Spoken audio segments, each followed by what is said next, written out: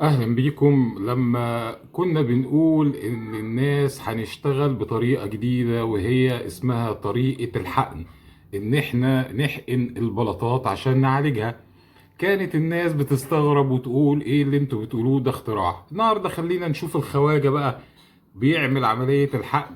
وطبعا الحقن ده قصص كتيرة يا جماعة وعمليات كتيرة قوي يعني الحقن بيعالج حاجات كتير قوي. هو النهاردة بيعمل واحدة من عمليات الحقن، هنشوفها مع بعض بتمشي ازاي. خليكم معانا. هنا ابتدى يجهز البودر بتاع حشو الفواصل زي ما احنا وريناكم في الفيديوهات قبل كده، وبيبتدي بيعجنه عادي خالص خالص خالص، مفيش ادنى مشكلة. طيب بعد ما هيعجنه ويجهزه، هيجيب الانبوبة زي دي كده بتاعت سيليكون فاضية، وهيبتدي يحط المعجون بتاع حشو الفواصل في الأنبوبة عشان يبتدي يقوم بعملية الحقن.